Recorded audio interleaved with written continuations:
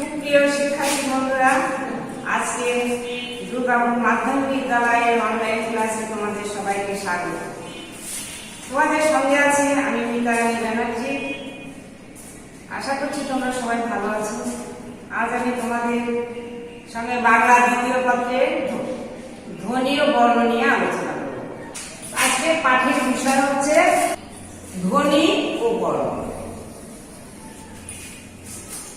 ধ্বনি কাকে বলে? ধ্বনি কি? ধ্বনিটা হচ্ছে আমরা বাকযন্ত্রের সাহায্যে যা উচ্চারণ করছি তাই ধ্বনি। তাহলে বাকযন্ত্রের সাহায্যে আমরা উচ্চারণ করছি কি? ধ্বনি। তাহলে ধ্বনি কিসের সাহায্যে তৈরি হয়? বাকযন্ত্রের সাহায্যে। তাহলে বাকযন্ত্রটি আমাদের জানতে হবে।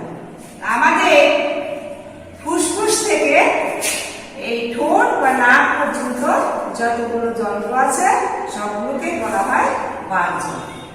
তাহলে ফুসফুস থেকে ঠোঁট বা নাক পর্যন্ত যেমন কোনগুলো?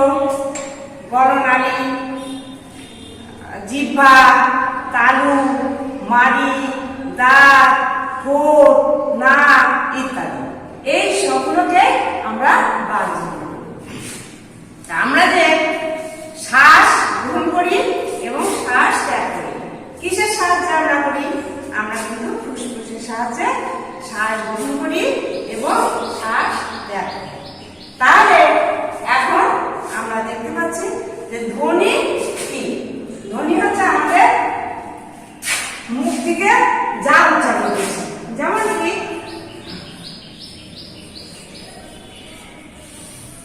ধ্বনি।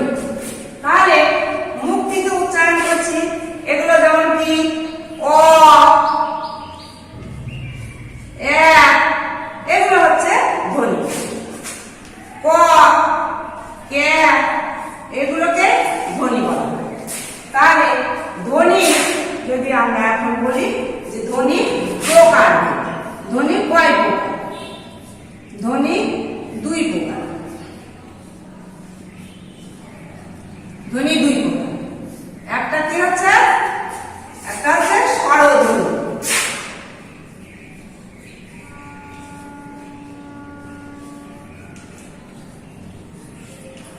স্বরধ্বনি, স্বরধ্বনি কাকে বলে আমরা এবার দেখব। স্বরধ্বনি হচ্ছে যে ধ্বনি উচ্চারণ করতে মুখের কোথাও বাধা পায় না, সম্পূর্ণভাবে নিজে নিজে উচ্চারিত হয়, সেটাই হচ্ছে স্বরধ্বনি। তাহলে স্বরধ্বনি উচ্চারণ করতে মুখের কোথাও বাধা পাবে না, নিজে নিজে উচ্চারণ হবে। সেটা অ,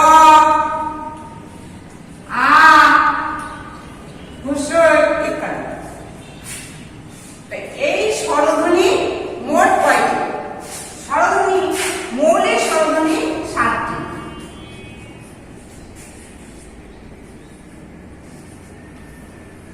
মৌলিক স্বরধ্বনি 7টি। মৌলিক স্বরধ্বনি 7টি। তা মৌলিক স্বরধ্বনি 7টি, সেগুলো কি কি আমরা দেখে নেব। মৌলিক স্বরধ্বনি 7টি: অ, আ, হ্রস্বই, তারপরে দীর্ঘ কিন্তু হবে না, এটা হচ্ছে বর্ধিত রব। অ, আ, হ্রস্বই, তারপরে হ্রস্ব, দীর্ঘ হবে না। এ, ও, এ। আরেকটা আছে, এটা হলো এ। এটাকে কিন্তু বলা হচ্ছে ধ্বনি, এটা কিন্তু বর্ণ না। এগুলো হচ্ছে মৌলিক স্বরধ্বনি। তাহলে দেখি আমরা 7টা, 1, 2, 3, 4, 5, 6, 7 মৌলিক স্বরধ্বনির সংখ্যা তাহলে কত? 7। আমাদের কিন্তু পরীক্ষায় এমসিকিউতে আসে মৌলিক স্বরধ্বনি কয়টি। তাহলে আমরা বন্ধুরা আমরা জেনে নিলাম যে মৌলিক স্বরধ্বনি 7টি। এইবার স্বরধ্বনি, এবার ধ্বনিকে দুইটা ভাগে ভাগ করা আছে, একটা স্বরধ্বনি আর একটা হচ্ছে ব্যঞ্জন ধ্বনি। ব্যঞ্জন ধ্বনি, ব্যঞ্জন ধ্বনি। স্বরধ্বনি উচ্চারণের সময় আমাদের মুখের ভিতরে কোথাও বাধা পায় না, আর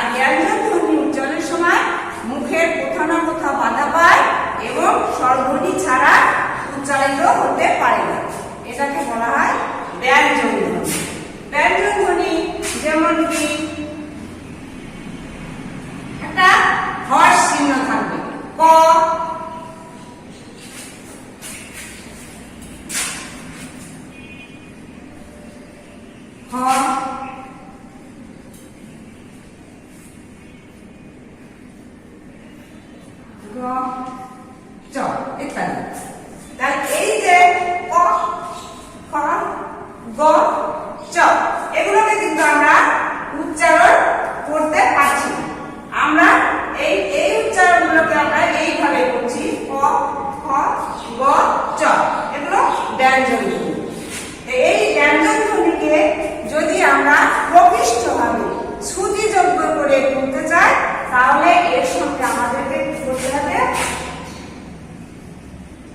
ক যোগ অ,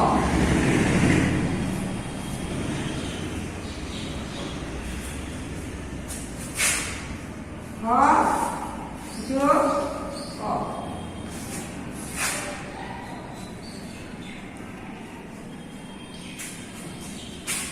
গ যোগ অ, গ চ যোগ অ, চ। এগুলো হলো ব্যঞ্জন ধ্বনি। এবার বর্ণ।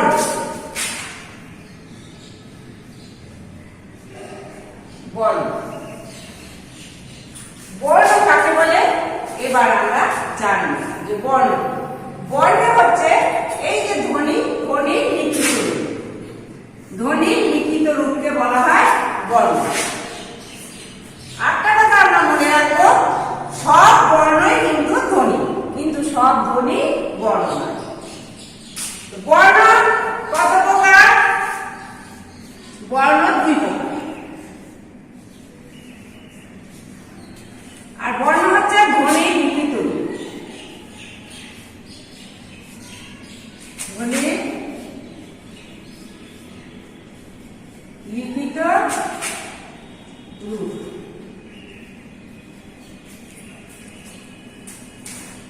দুই প্রকার, একটা স্বরবর্ণ,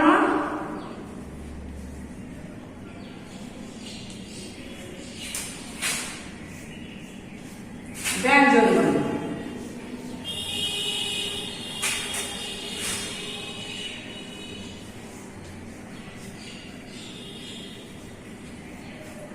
ব্যঞ্জন বর্ণ। স্বরবর্ণ কাকে বলে? যে বর্ণ উচ্চারণ করতে অন্য বর্ণের সাহায্য প্রয়োজন হয় না সেটাই স্বরবর্ণ। আর ব্যঞ্জন বর্ণ যে বর্ণ উচ্চারণ করতে স্বরবর্ণের সাহায্য নিতে হয় তাকে ব্যঞ্জন বর্ণ। তাহলে বর্ণ মোট কয়টা আমাদের এমসিকিউতে পড়ে?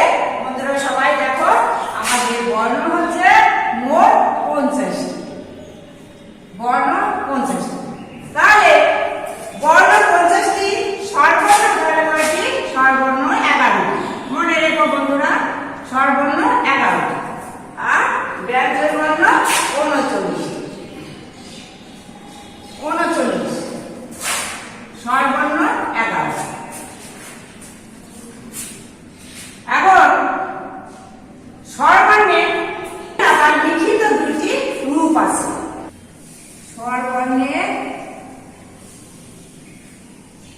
লিখিত রূপ দুইটি।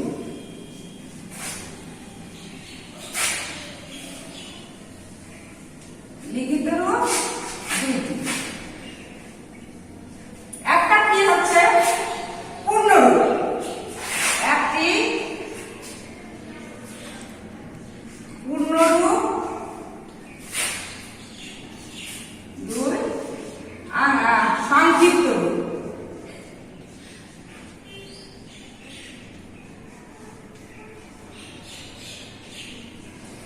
সংক্ষিপ্ত রূপ। পূর্ণরূপ শব্দের প্রথমে কোন শব্দ লেখার সময় যদি শব্দের স্বরবর্ণ স্বাধীনভাবে বসে তাহলে সেটা পূর্ণরূপ হয়। বাংলা ভাষায় কোন শব্দ লেখার সময় যদি স্বাধীনভাবে স্বরবর্ণ বসে তাহলে শব্দের প্রথমে, যেমন কি অনেক, অনেক, আকাশ, অনেক আকাশ, ইলিশ,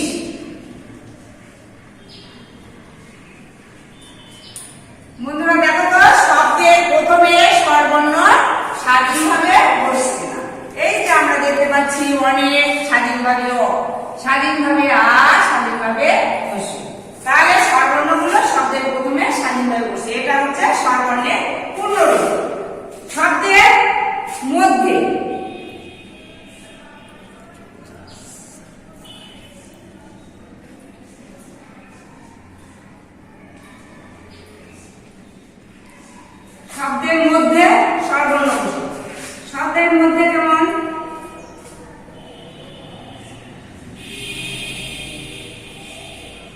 বেদুইন, বাউল,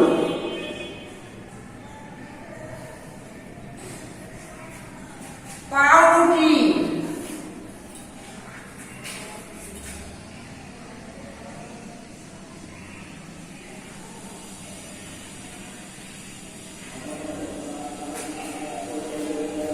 ইত্যাদি। শব্দের মধ্যে শব্দের শেষে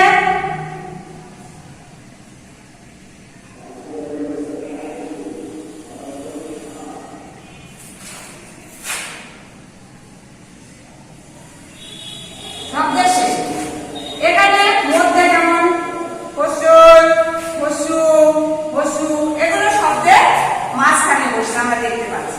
শব্দের শেষে যেমন বই, যাও, বউ ইত্যাদি। তাহলে এই যে শব্দের শেষে বসছে স্বাধীনভাবে স্বরবর্ণ বসছে শব্দের শেষে। বন্ধুরা বুঝতে পেরেছো তোমরা সবাই? তাহলে স্বরবর্ণের পূর্ণ রূপ আমরা দেখতে পেলাম, 3 ভাবে স্বরবর্ণের পূর্ণ রূপ। এখন স্বরবর্ণের সংক্ষিপ্ত রূপ। স্বরবর্ণের 2টা রূপ আছে, একটা পূর্ণ রূপ, একটা সংক্ষিপ্ত রূপ।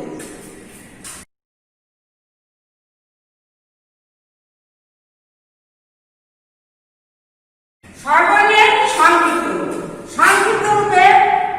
সংক্ষিপ্ত রূপকে কাকে বলে? স্বরবর্ণের সংক্ষিপ্ত রূপকে বলা হয় কার? সংক্ষিপ্ত রূপ।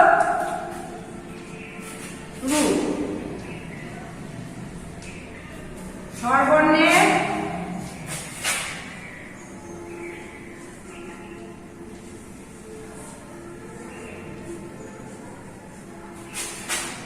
সংক্ষিপ্ত রূপকে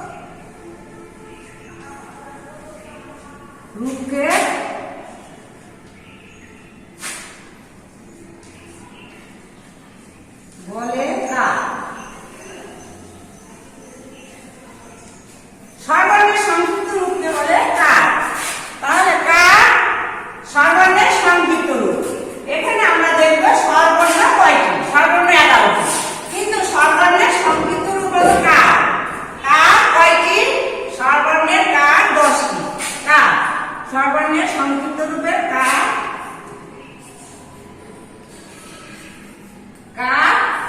10টি। কারের সংখ্যা হচ্ছে 10টি। তাহলে বন্ধুরা বলো তো, আমরা পেলাম স্বরবর্ণ এখানে 11টি, কিন্তু কার হয়ে গেল 10টি। কে বাদ গেল বলো তো বন্ধুরা? এখানে স্বরবর্ণের অয়ের কোনো কার নেই। এখানে অ থেকে ও পর্যন্ত 11টি। এই 11টি হচ্ছে স্বরবর্ণ। এখান থেকে 11টি স্বরবর্ণ, কিন্তু এখানে কার যখন হবে এই অটা বাদ যাবে। অ বাদ গেলে আর যে 10টা থাকবে সেই 10টাই হচ্ছে কার? স্বরবর্ণের সংক্ষিপ্ত রূপ। তাহলে স্বরবর্ণের সংক্ষিপ্ত রূপকে কি বলা হয়? কার। অয়ের কোনো কার নেই। এই অয়ের কার নেই জন্য এই অটাকে বলা হয় রনিং বর্ণ বা নীলিং বর্ণ। তাহলে অটার কোনো কার নেই, অকে কি বর্ণ বলা হয়? নীলিং বর্ণ বলা হয়। তাহলে দেখো তো বন্ধুরা, আমরা স্বরবর্ণ পেলাম মোট কয়টি? 50টি। এখানে স্বরবর্ণ 11টি, কার 10টি, আর ব্যঞ্জনবর্ণ 39টি। আচ্ছা ঠিক আছে বন্ধুরা, তোমরা তাহলে বুঝতে পেরেছো ধ্বনি কি এবং বর্ণ কি। ধ্বনি কাকে বলে, বর্ণ কাকে বলে। স্বরবর্ণের সংক্ষিপ্ত রূপকে কি বলা হয়? স্বরবর্ণের সংক্ষিপ্ত রূপকে বলা হয় কার। কারের সংখ্যা কয়টি? 10টি। ব্যঞ্জনবর্ণ কয়টি? মোট 39টি। স্বরবর্ণ 11টি। তোমরা সবাই বুঝতে পেরেছো?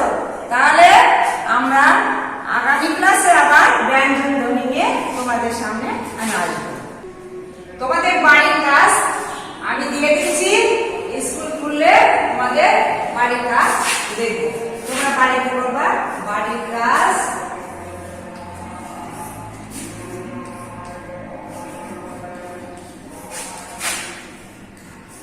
বাড়ির কাজ ধ্বনি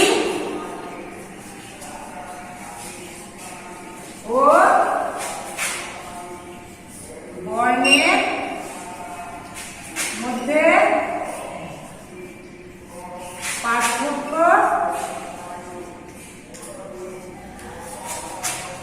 লেখো। ঠিক আছে বন্ধুরা, তোমরা সবাই ভালো থাকো, সুস্থ থাকো, ঘরে থাকো। ধন্যবাদ।